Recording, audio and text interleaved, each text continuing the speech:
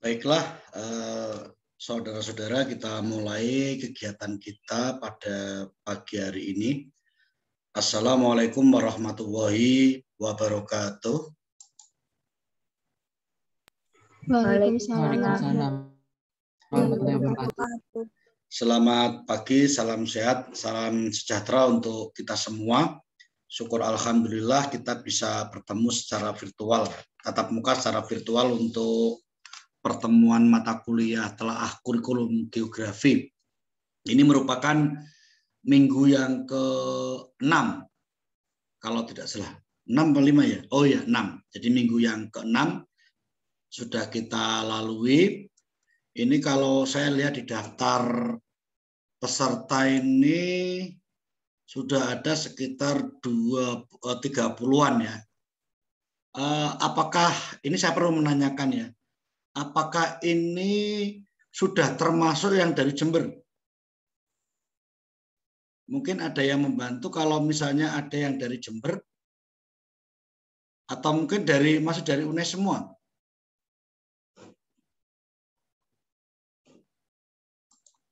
Halo? Suara Misi saya? Bapak. Gimana? Saya Bapak dari Jember. Oke. Saya dari Jember. Berarti sudah tidak kesasar ya? Iya, Pak. Iya.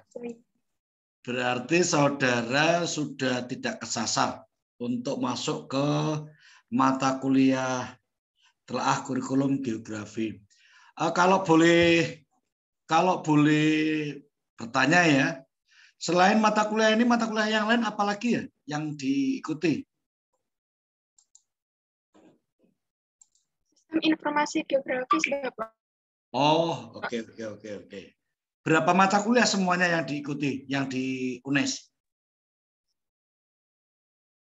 Hanya 2, Bapak. SIG sama telaah. Oke, ini semester berapa berarti ya kalian? Ini semester 5, Bapak. Oh, semester 5 ya. Ya. Memang mungkin ada perubahan, ada perbedaan ya. Kalau di UNES itu nampaknya untuk TKG telaah kurikulum geografi ini semester 3 atau berapa, tapi tidak masalah ya, tidak masalah. Selamat datang ya, saya ucapkan ke kalian yang dari Jember. Ini jauh sekali ini Jember ini. Kalau ke Semarang, kalau misalnya perkuliahannya itu luring, itu pasti tidak hanya 2 mata kuliah, tetapi mungkin lebih dari 2, mungkin 20 SKS mungkin.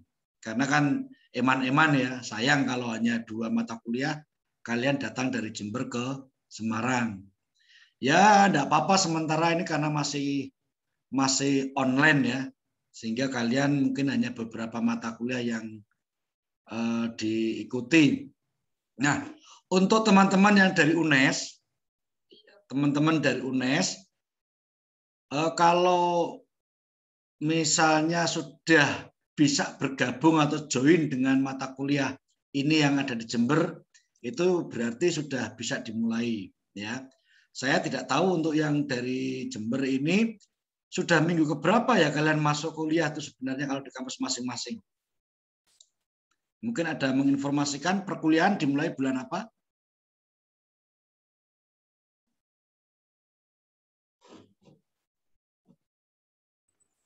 Perkuliahan dari UNED sudah sejak bulan sudah berapa kali? Agustus. Agustus akhir Bapak, sudah 6 kali pertemuan. Berarti sama ya? Sama dengan UNES ya? Oke. Mungkin karena saya menghidupkan video mungkin jadi agak kurang lancar ya. Bentar. Saya akan ganti dulu. Ganti ini kan pakai IndiHome. IndiHome itu kadang-kadang juga kurang jos. Bentar, saya akan ganti.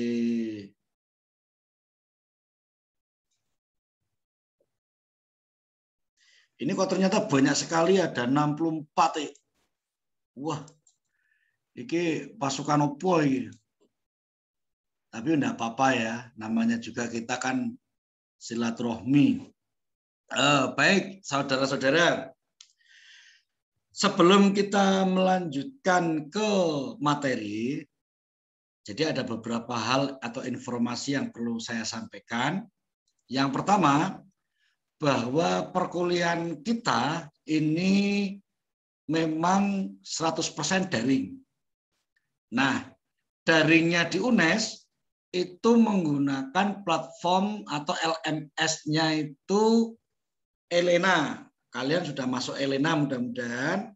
Kemudian untuk ini kan untuk sinkronusnya, untuk asinkronusnya ya yang searah itu pakai Elena. Tetapi di Elena itu juga ditempelkan untuk yang Vicon itu ada beberapa pilihan. Kebetulan kalau saya itu memang selalu menggunakan Zoom. Ya sebenarnya ada pilihan yang lain. Misalnya untuk yang lain itu misalnya ada Google Meet, tetapi kebetulan kalau Pak Soleh itu selalu menggunakan Zoom. Nah itu yang pertama. Jadi kalian untuk akses materinya itu bisa di Elena. Nah untuk mata kuliah ini ada 2 pengampu. Yang pertama adalah Pak Apik atau Dr. Apik Budi Santoso. Kemudian yang kedua saya sendiri. Kemudian untuk 8 pertemuan di awal itu saya yang mengisi. Berarti maaf ini teman-teman yang dari Jember mungkin ketemu dengan saya ya maksimal 3 kali. Jadi ketemu dengan saya itu mungkin sampai pertemuan ke-8. Setelah itu nanti akan ketemu dengan dosen yang satunya lagi. Itu.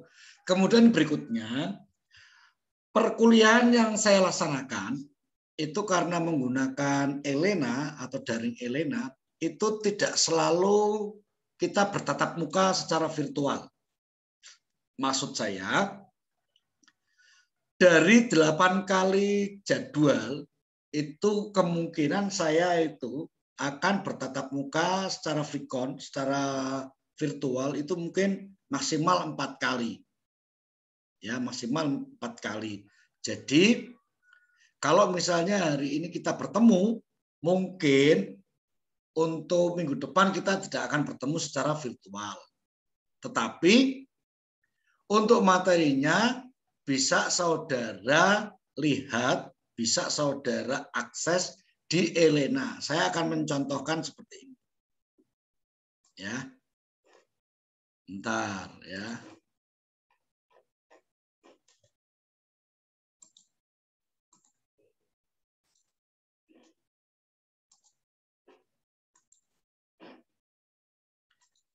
Jadi kalau ini bisa dilihat ya tampilan di layar kalian ya. Oh ini yang 11 ya. Sementara kalian itu kan ikutnya yang 12 ya. Sebentar. Kalian itu mestinya telah kurikulum yang angkatan yang kodenya itu 10. Ini 11, ini yang 10 ya. Telah kurikulum. Ah ini. Nah, jadi untuk mata kuliah yang diampuli Pak Soleh itu biasanya seperti ini kawan-kawan. Ya misalnya sekarang kita kan ini minggu ke-6. Nah, berarti kita ini materinya ke-6. Jadi materi ke-6 ini biasanya Pak Soleh itu selalu menggunakan pendekatan iCare. Nah, ini ada materi PPT-nya seperti ini. Nah, di dalam materi PPT ini seperti panduan langkah-langkah belajar. Ya, kemudian di sana ada kemungkinan nanti ada bacaan. Bacaannya tidak terlalu panjang biasanya. Terus kemudian ada lembar kerja yang harus kalian kerjakan. Jadi ini untuk pertemuan materi ke-6 itu seperti ini. Kalau materi sebelumnya ini juga kalian bisa melihat. Tinggal kalau punya akses itu bisa langsung di-download saja materinya. Dari materi yang pertama, ya dari materi 1, kemudian materi 2, kemudian materi 3, kemudian materi 4, materi 5 sampai materi 6. Ini semua kami sediakan. Jadi untuk mata kuliah kita, kalau tidak ada Vicon, berarti kalian cukup mengakses untuk materi dari Elena. Nah, kalau saya menginformasikan kepada mahasiswa biasanya begini. Kalau hari itu di Elena kok tidak ada tempelan Zoom atau Vicon yang lain, itu berarti pada saat itu tidak ada rencana Vicon. Ya, jadi kalian berarti tinggal mengupload dan belajar sesuai dengan panduan yang ada di situ. Nah, kalau ada Vicon, misalnya Zoom, berarti kalian bisa mengikuti sesuai dengan jadwal yang tersedia di situ. Gitu ya. Jadi mohon bisa dimaklumi. Mungkin materinya mungkin berbeda, mungkin ya. Nah, inilah yang namanya keangkuhan dari perguruan tinggi. Nama lainnya itu kan otonomi perguruan tinggi ya. Jadi sama mata kuliahnya sama, mungkin di Jember dengan di sini mungkin yang disampaikan berbeda, tetapi tetap akan ada ketemu benang merahnya. Jadi ya mohon maaf kalau mungkin kok tidak persis ya karena gaya setiap dosen itu berbeda-beda. Ya, saya akan menyampaikan mengawali untuk pertemuan ini untuk materi ini. Ya, untuk materi yang ke-6 ya. Jadi mudah-mudahan kalian sudah mendownload atau membuka materi 6 ya. Untuk PPT yang pertama ini ya tidak terlalu banyak ya. Jadi tidak terlalu banyak, makanya untuk Vicon kita itu tidak akan lama-lama. Mungkin 60 menit mungkin ya, kurang lebih 60 menit. Karena saudara lebih banyak pada tugas-tugas yang sifatnya mandiri. Baik, teman-teman. Kita sudah masuk ke bagian 2 dari struktur kurikulum geografi. Ini merupakan lanjutan. Kalau pertemuan kemarin itu kan bagian pertama, ini sekarang bagian 2. Nah, mengapa kita perlu mempelajari ini? Ini sebagai introduction ya. Jadi sejak diberlakukan kurikulum 2013, itu ternyata telah mengalami beberapa revisi. Yang terakhir itu revisi ketika pandemi berlangsung. Kita mengenal ada yang namanya kurikulum darurat. Ya semua, bukan hanya geografi, hampir semua mata pelajaran, hampir semua aktivitas pembelajaran itu semua pada awalnya itu darurat. Mengapa darurat? Karena dari tatap muka yang normal begitu, kena pandemi, bubar semua. Tiba-tiba sekolah berhenti seperti maghrib begitu. Karena maghrib, akhirnya ada tindakan dari kementerian, bukan tindakan sih ya, tetapi langkah dari pihak kementerian untuk mempersiapkan agar kegiatan pembelajaran itu tetap berlangsung. Akhirnya menggunakan daring dan platform yang lain yang masih sampai saat ini juga menimbulkan beberapa permasalahan. Tetapi saya memaklumi. Apalagi jika dikaitkan dengan kemampuan masyarakat kita yang masih sangat beragam. Nah, pada kurikulum 2013 ini, kedudukan mata pelajaran geografi itu berbeda dengan kurikulum sebelumnya. Jadi antara KTSP dengan 2013 itu memang ada perbedaan. Nah, perbedaannya apa? Nanti kalian bisa mempelajari. Nah, pada kurikulum 2013, mata pelajaran geografi itu di dalamnya itu unsur-unsur kurikulumnya itu meliputi rasional, tujuan, ruang lingkup, prinsip pengajaran, dan evaluasi. Nanti secara utuh bisa dilihat di dalam bacaan 6.1. Nah, kalian sebagai mahasiswa calon guru geografi, saya dulu kalau semester 5 itu masih belum yakin ya. Masa sih saya jadi guru geografi gitu ya. Rasanya kok aneh ya, saya jadi guru. Sementara performan saya itu begini. Tetapi sekali lagi kalian harus ingat bahwa kalian itu disiapkan sebagai guru geografi. Suka tidak suka, percaya tidak percaya, kalian itu akan jadi calon guru geografi. Titik. Perkara besok ketika lulus itu jadi guru geografi beneran atau tidak, itu persoalan nanti. Tapi kalian itu disiapkan sebagai calon guru geografi. Nanti mungkin bisa jadi guru geografi di SMA, guru IPS di SMP, ya. Kalau SMA ya berarti dengan MA, ya. SMP dengan MTS. Atau mungkin jadi guru di perguruan tinggi atau jadi dosen. Kan kita juga tidak tahu karena masa depan kalian itu kan masih panjang. Jadi kita tidak tahu, tapi kalian itu disiapkan untuk ke sana. Nah, kalian harus tahu, ya. Mengapa harus tahu?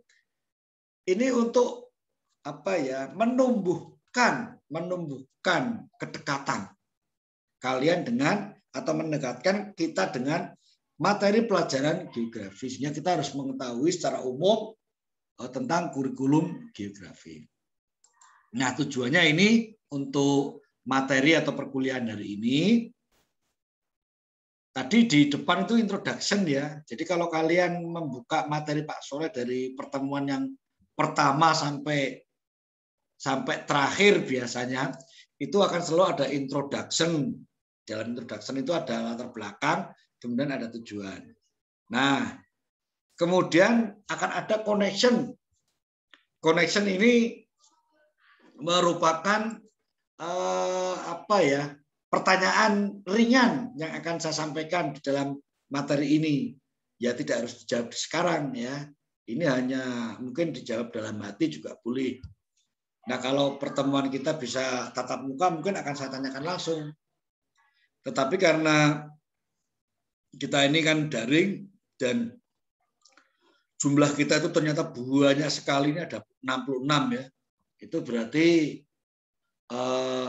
mungkin nanti bisa dijawab di luar forum ini, ya. Misalnya di situ ada pertanyaan, bagaimana tujuan pembelajaran mata pelajaran geografi pada kurikulum 2013? Sakjane tujuannya apa sih? Nah, kok ono geografi? Kira-kira sama nggak dengan kurikulum sebelumnya? Kurikulum KTSP, kurikulum KBK, atau kurikulum 87 dan sebagainya. Bagaimana ruang lingkup materinya? Lah nanti kalian bisa cari di sana. Nah, apa yang harus kalian kerjakan? Apa yang harus kalian lakukan? Yang pertama, saya persilahkan untuk membuka membuka bacaan 6.1. Nah, tetapi tidak sekarang. Sekarang kalau mau dibuka juga boleh, nggak apa-apa. Cuman ini kan dikerjakan di luar pertemuan kita ini. Nah, kemudian secara individu kalian baca bacaan 6.1 tersebut. Kemudian setelah itu kalian bisa menjawab beberapa pertanyaan. Nah, pertanyaan itu silakan dijawab pada LKM 6.1. Nah, LKM 6.1 itu seperti apa? Itu bisa juga kalian download. Tinggal dibuka, jebret, begitu. Jawab pertanyaannya. Tidak sulit. Wong di situ semua itu ada. Ya, semua itu ada di dalam bacaan 6.1. Nah, mengapa kok tidak berat-berat pertanyaannya? Perkuliahan kita itu tidak untuk berat-beratan, ya, tapi ini semacam menumbuhkan pengetahuan, ya. Nah, kalau kalian sudah membaca, kemudian mengerjakan, maka itu harus kalian upload. Upload di mana? Upload di tempat yang telah tersedia.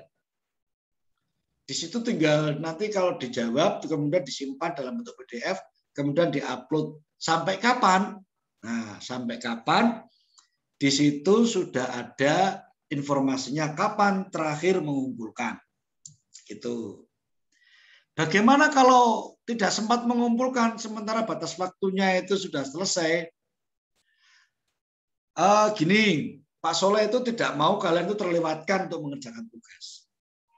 Ya, itu yang harus kalian catat. Jadi kalau misalnya belum sempat mengumpulkan tugas kok waktunya sudah selesai, maka silakan kalian WA Pak Soleh, WA saya, ya, menginformasikan bahwa untuk LKM sekian saya belum sempat mengumpulkan tugas. LKM, mata kuliah apa, kode jadwalnya apa. Nah, jangan lupa ini yang kadang-kadang mahasiswa itu sering hanya menginformasikan mata kuliah ini, rombel ini. Padahal kalau di Elena itu saya tidak mengenal rombel, saya hanya mengenal kode jadwal. Jadi kalau ada 2 kelas atau 3 kelas atau bahkan lebih, itu kalau sudah menginformasikan kode jadwalnya sekian, nah saya tinggal melihat, klik LKM berapa yang harus saya tambah waktunya. Jadi seperti itu. Jadi itu yang harus kalian kerjakan. Tidak terlalu berat ya, cuman kadang-kadang karena kalian itu kan mahasiswa sibuk ya. Jadi mungkin banyak aktivitas. Aktivitasnya itu ya di rumah mungkin jadi bahan suruhan orang tua. Jadi suruhan orang tua sehingga bukan lalai sih ya. Kadang-kadang tidak kepikiran mengerjakan tugas, hanya melihat batas waktunya. Misalnya misalnya tanggal 10 Oktober. Kalau kebetulan ini kan 10 Oktober. Nah, ternyata jamnya itu tidak dilihat. Karena biasanya saya itu menulis jamnya jam 12. Nah, tahunya kan tanggal 10 sampai jam 12 malam. Mengapa kok tidak ditulis sampai jam 12 malam, Pak? Saya itu pernah, ya jadi pernah, saya tulis pukul 12. Ternyata itu tidak menambah hari, malah mundur. Jadi kalau misalnya sekarang tanggal berapa ini? Tanggal 27 ya. Tanggal 27 pukul 12 ya. Misalnya tanggal 27 jam 12. Itu ternyata tadi malam itu sudah terakhir. Kok 12.24 ya atau berapa itu 00 itu. Nah, itu sehingga saya menulisnya 12. Jadi kalau kalian itu nanti ada yang terlambat, silakan bisa menghubungi Pak Soleh. Tidak usah. Ini kan sekarang bukan kuliah yang killer ya. Dosennya guala, kumisnya tebal, mahasiswa kalau ketemu dengan dosennya takut. Kita kan Pak Soleh dan Pak Api itu kan memfasilitasi belajar kalian. Jadi apa yang harus kalian pelajari ini. Oke ya. Sampai saat ini untuk penugasan ini apakah sudah dipahami? Coba kita lihat untuk kira-kira perintah dari Pak Soleh ini kira-kira sudah dipahami apa belum ini?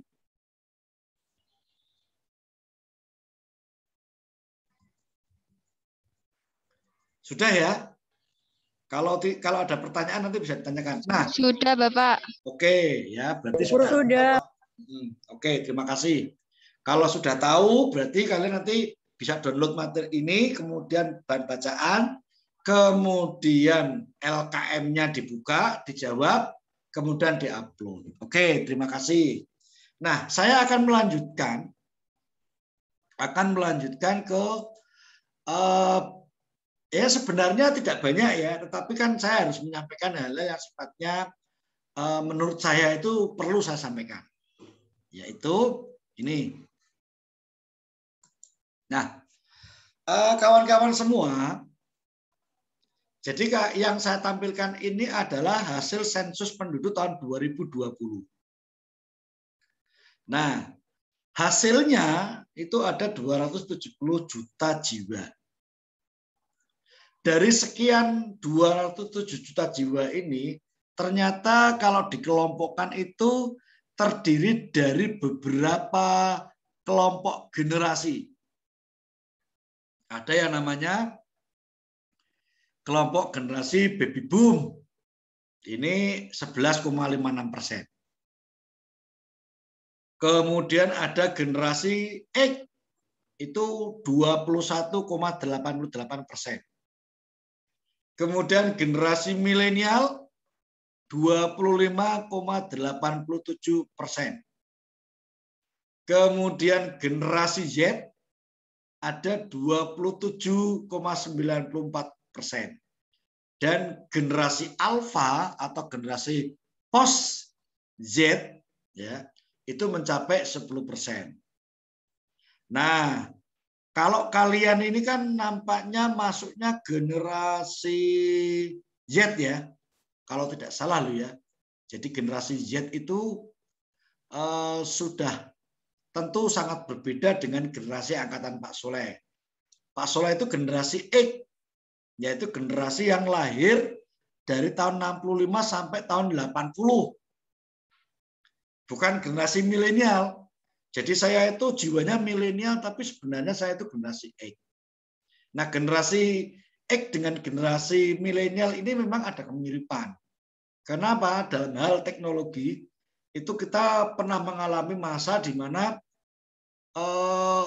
kita itu melihat komputer itu menjadi sesuatu yang sangat aneh, bahan asing, ya, barang yang sangat luar biasa. Apalagi smartphone, ya. Saya mengenal handphone itu tahun 2000, ya, 2000. Berarti itu awal kelahiran tahun 2000 itu baru mengenal handphone itu yang jadul, ya, handphone jadul. Nah, kalau kalian itu relatif sudah bersentuhan dengan teknologi ketika lahir. Jadi kalau kalian nanti atau bukan nanti ya, selama ini dengan orang tua itu kalian lebih cepat, lebih cekatan dalam hal pemanfaatan gadget, itu harus dimaklumi. Nah, besok ketika kalian menjadi guru, itu juga kemungkinan akan menghadapi generasi yang berbeda. Nah, perbedaan generasi ini yang kadang-kadang menimbulkan problem dalam berkomunikasi. Jadi kadang-kadang orang tua kita itu suka membandingkan, cah saiki kok beda karo zaman kumbien. Nah, kalian besok akan mengalami hal yang sama ketika menghadapi siswanya kok berbeda dengan masa-masa kalian. Jadi semua itu berbeda. Jadi ini harus kita pahami sebagai guru. Mengapa? Kalau kita tidak memahami perbedaan itu, maka kita itu akan mudah stroke. Karena apa? Selalu membandingkan anak sekarang dengan saya. Misalnya saya ya, saya kalau dengan dosen kan harus duduk manis begitu, ya. Kalau ketemu dengan dosen itu harus, ya, intinya berbeda dengan anak-anak sekarang. Sekarang kalian kuliah dengan Pak Soleh ya. Kalau saya tidak memaklumi, kalian tuh kuliah dengan saya itu kan ada yang sambil tiduran, ya kan? Jadi Zoom-nya itu di-join-kan, kemudian untuk videonya itu di-off-kan. Oh ya, video itu kalau Pak Soleh tidak harus di-on ya, tidak harus di-on. Boleh di-off-kan. Kemudian kalian itu sambil melakukan aktivitas yang lain yang bermacam-macam. Karena salah satu generasi Z itu adalah multitasking. Bisa melakukan beragam kegiatan. Sehingga saya ini harus memaklumi bahwa dengan karakteristik kalian yang seperti itu, maka saya harus maklum. Jadi saya nggak bisa memaksa kalian ketika kuliah dengan saya itu harus menerlong di depan laptop atau di depan gadget kalian masing-masing. Bisa, ya. Begitu juga besok kalian kalau jadi guru itu harus memaklumi ketika yang dihadapi itu punya karakter berbeda dengan ketika kalian sekolah. Nah, ini selalu diulang-ulang. Ada tuntutan generasi muda di abad 21. Tuntutan itu diantaranya adalah berpikir kritis, ya. Jadi keterampilan berpikir kritis. Berpikir kritis itu maksudnya berpikir di mana ketika mendapatkan informasi itu tidak langsung ditelan mentah-mentah misalnya. Tetapi di cross check kebenarannya. Kemudian itu kalau memang benar seperti itu, berarti sikap saya bagaimana, ya? Itu berpikir kritis.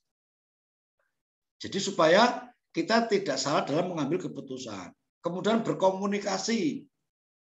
Jadi bagaimana kita menyampaikan ide dan gagasan kita kepada orang lain, baik secara tertulis maupun secara lisan. Kemudian kreatif. Jadi memanfaatkan sesuatu itu tidak normatif ya, tetapi banyak ide. Kalau generasi kalian itu saya percaya kok.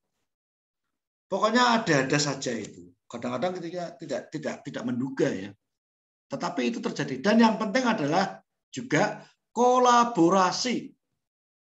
Kemampuan untuk bekerja sama. Kolaborasi itu kan tidak harus tatap muka. Tetapi bisa join. Makanya sekarang beberapa perusahaan itu misalnya Google, itu mereka siap membayar kalian yang bekerja di rumah. Dengan syarat bisa berkolaborasi dan bisa memberikan kontribusi bagi perusahaan. Nah, 4 hal ini yang harus kalian miliki dan terutama juga siswa-siswa kita. Nah, tadi saya menyampaikan bahwa kita tidak bisa membandingkan mereka dengan kita ya. Karena memang kita ingin mendidik anak-anak kita, siswa kita ya sesuai dengan masanya. Jangan dituntut menjadi seperti kita dulu, seperti saya dulu. Nah, ini yang harus kita pahami. Ya. Nah, bagaimana dengan pembelajaran geografi? Mengapa ada perubahan kurikulum? Ya, jadi kalau misalnya kurikulumnya dari KTSP kemudian menjadi 2013, itu kan kurikulum nasional ya. Bagaimana kalau geografi misalnya tidak berubah, acak saja? Sebenarnya boleh.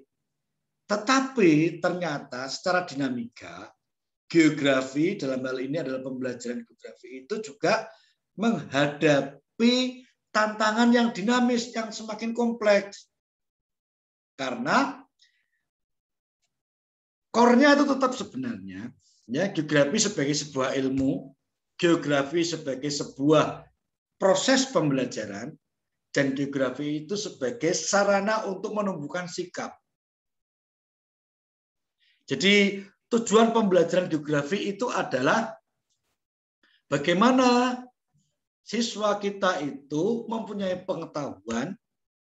Pengetahuan itu ya berkaitan dengan konten, materi, apa yang dipelajari, kemudian skills, keterampilan, ya, keterampilan berkaitan dengan geografi, dan perspektif, sudut pandang bagaimana seorang geograf, bagaimana sikap seorang geografi ketika menyaksikan fenomena yang terjadi. Artinya bahwa tujuan pembelajaran geografi adalah untuk membekali siswa dengan pengetahuan, keterampilan, serta perspektif geografi. Ini yang selalu menjadi pegangan kita dalam menghadapi perubahan-perubahan yang berlangsung. Termasuk ketika kurikulum itu harus mengalami perubahan. Ya. Nah, kekuatan yang lain. Ini sudah disampaikan di depan tadi. Bahwa kecakapan berpikir kritis, kecakapan berkomunikasi, kemudian kreativitas dan inovasi dan kolaborasi, ini adalah sesuatu yang tidak bisa ditinggalkan.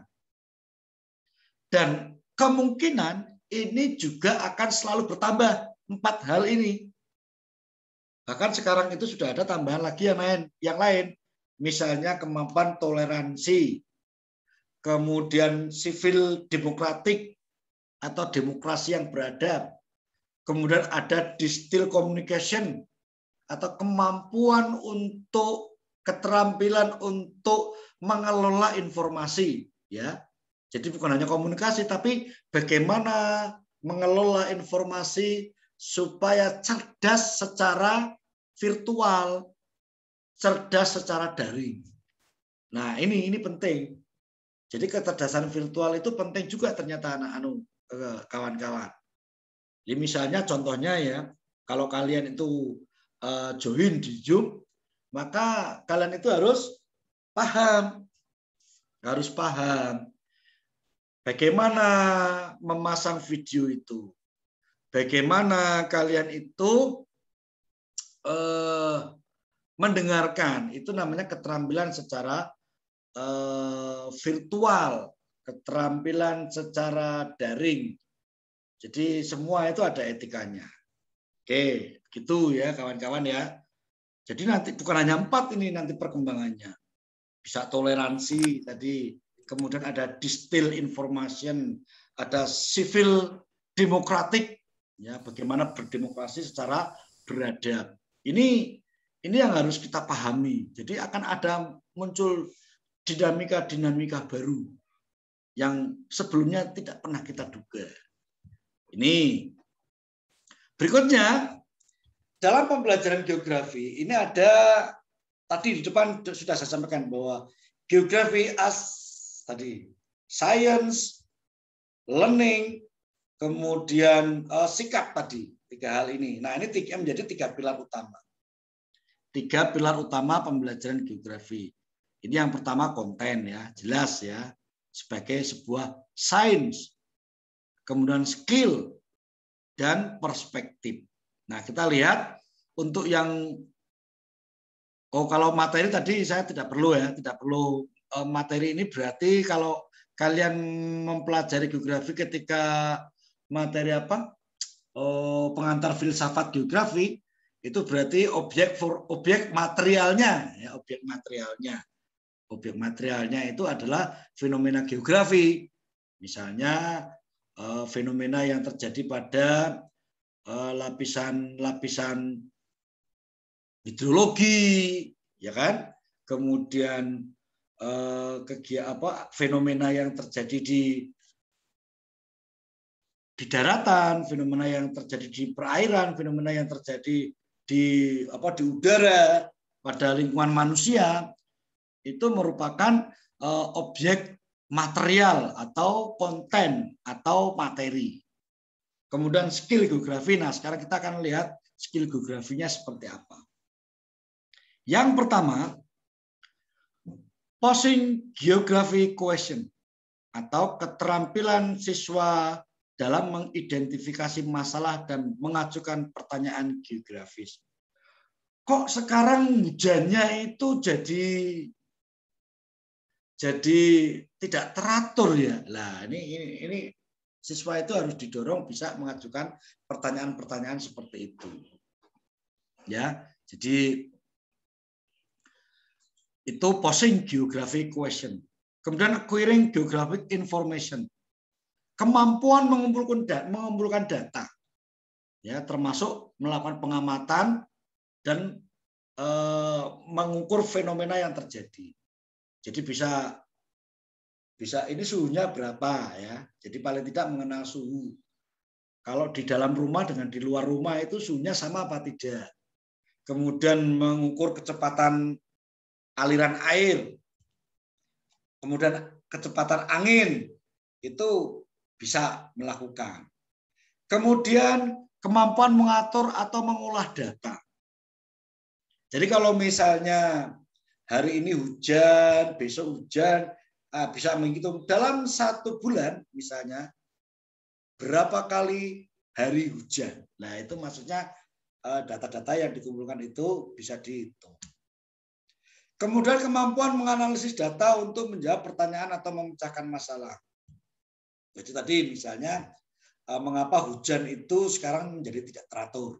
Nah itu berdasarkan data. Kemudian kemampuan menjawab atau memecahkan masalah. Jika ada pertanyaan-pertanyaan seperti tadi, itu bisa menjawab. Ya, yang dekat dengan, makanya perlu yang namanya nanti akan sampai pada literasi geografi. Supaya tidak terjadi musim hujan itu kok banyak yang naik motor itu tidak pakai jas hujan. Itu berarti literasinya rendah. Kalau sudah tahu musim hujan itu ya motor kita itu harus dilengkapi dengan jas hujan. Nah, siswa kita itu kadang-kadang begitu. Sudah tahu musim hujan, tapi motornya itu tidak dilengkapi dengan jas hujan. Ya. Kemudian kemampuan mengomunikasikan atau menginformasikan data geografi kepada khalayak seperti guru dalam pembelajaran. Jadi bisa menginformasikan. Ini pilar keterampilan geografi yang harus diajarkan kepada siswa. Sebelum diajarkan kepada siswa, berarti harus kita pelajari dulu. Ya, jadi memang kita ini mendapatkan tantangan yang luar biasa. Karena fenomena alam itu kadang-kadang sangat dinamis. Dan kadang-kadang secara geografis pun sulit untuk menjelaskan. Ya, sulit untuk menjelaskan. Misalnya ini ya, mengapa musim ini kok tidak teratur ya? Karena ada komponen-komponen atau instrumen lain yang di luar sana. Jadi misalnya nih, kok ini kan harusnya kan belum musim hujan ya? Kok ini kok sudah hujan? Nah, kita kan harus menjelaskan apa yang terjadi di Pasifik sana, terjadi kenaikan suhu air laut dan sebagainya sehingga menyebabkan itu kan panjang sekali. Dan orang-orang awam itu nggak butuh jawaban seperti itu ternyata. Mereka butuh jawaban yang singkat dan mudah diterima. Nah, ini tantangan kita. Ya. Atau misalnya ya, mengapa kalau tanggal 15 itu kok bulan lebih lingkarannya lebih penuh gitu ya. Ini kita juga harus menjelaskan yang sederhana dan itu bisa diterima oleh mereka. Ya, ini keterampilan geografi. Oke. Sorry saya kok malah. Kemudian yang berikutnya, kita akan masuk pada karakteristik pembelajaran geografi di Indonesia dengan perubahan kurikulum itu. Jadi sekarang ini memang guru bukan satu-satunya sumber, termasuk dosen juga sama. Meskipun kompetensinya sudah tidak diragukan, itu ya tetap tidak bisa. Guru itu menjadi satu-satunya sumber. Apalagi yang dihadapi adalah generasi Z yang lebih cepat dalam mengakses sumber-sumber belajar. Jadi pembelajaran itu harus berpusat pada siswa. Sehingga siswa itu lebih aktif. Lebih diberi ruang. Guru itu hanya sebagai fasilitator saja. Kemudian berorientasi pada pengembangan pengetahuan, sikap, dan keterampilan geografis, serta perspektif geografis itu secara integratif. Jadi setiap peristiwa itu tidak berjalan atau terjadi sendiri-sendiri. Selalu ada hubungannya. Jadi tidak ada sesuatu yang tunggal. Selalu ada kaitan-kaitannya. Tadi misalnya, kok musim ini belum waktunya hujan, kok sudah hujan. Nah, ini hubungannya dengan sana itu yang misalnya di Pasifik, misalnya ya itu yang memang itu kita sebagai orang geografi itu memang berat sekali, ya berat sekali. Kemudian mewujudkan suasana kelas yang menyenangkan, interaktif, demokratis dan kolaboratif. Ini mudah diucapkan ya, menyenangkan, interaktif. Seperti apa sih interaktif? Seperti apa sih menyenangkan?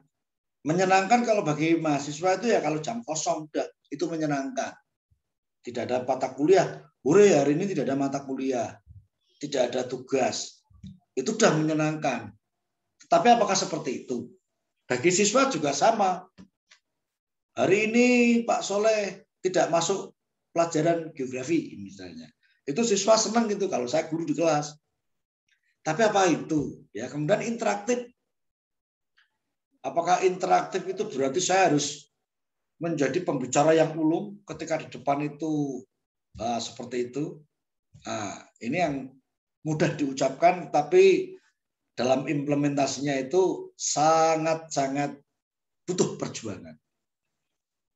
Kemudian yang keempat, bahwa pendidik dan peserta didik itu sama-sama belajar dalam konteks masing-masing.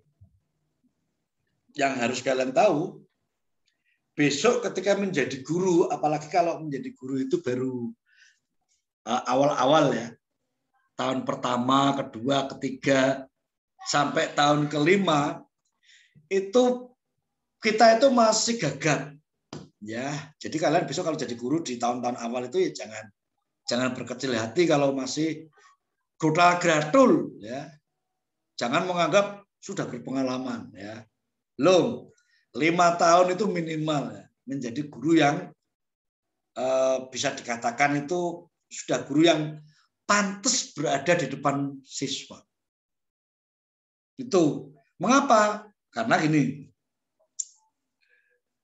pengalaman saya ya ketika menjadi mahasiswa itu kan beda ketika menjadi guru. Saya menjadi guru SMP itu kan 5 tahun ya. Jadi guru SMA itu sekitar 4 tahun juga. Guru SMP saya 6 tahun. Jadi materi-materi yang saya dapatkan di perkuliahan itu ternyata ketika menjadi guru itu mau tidak mau harus saya pelajari lagi. Tahun pertama, tahun kedua itu masih lari-lari lah ya. Masih lari-lari. Nah, tahun kelima itu baru kita sudah mulai mapan dalam penguasaan materi. Kemudian penguasaan emosi. Ini kalian itu kalau masih muda besok, ya masih muda ya besok kalau jadi guru itu, hawane ini, wah, pokoknya hawane ini kudu piye gitu. Jadi maunya siswa itu mendengarkan suara kalian. Gitu. Jadi kalian itu maunya anak-anak itu harus ngikuti apa yang saya sampaikan. Jiwa mudanya itu, idealismenya itu masih tinggi. Jadi masih belum menerima kenyataan bahwa siswa kita itu ternyata ada yang seperti ini, seperti ini, seperti ini. Tidak semudah yang kita bayangkan. Beda dengan mahasiswa ya. Mahasiswa itu kan beda. Dosanya gitu aja udah berbeda. Karena apa? Ya karena cara berpikirnya berbeda. Anak-anak SMA, SMP itu masih ya seperti itu ya. Sehingga 5 tahun awal itu kita masih dalam taraf pengendalian diri. Nah, sehingga siswa dengan guru itu sama-sama belajar dalam konteks masing-masing. Kemudian yang kelima, mengembangkan kemampuan analisis HOTS, higher order thinking skills. Wah, ini memang mudah diucapkan juga ini. Sing hot sing kayak apa tuh? Hari ini hot. Pembelajaran yang hot. Ya. Panasnya ora umum, ya. Jadi pembelajaran hot itu yang seperti apa ya? Katanya ya mengembangkan 4C tadi. Peserta didik melalui pemberian soal atau tugas atau masalah yang menantang serta kontekstual. Jadi siswa itu diberi penugasan yang menantang dan kontekstual itu artinya bukan yang sulit ya, tetapi pembelajaran yang menumbuhkan rasa ingin tahu, kemudian mudah diakses, dekat atau berkaitan dengan aktivitas mereka sehari-hari.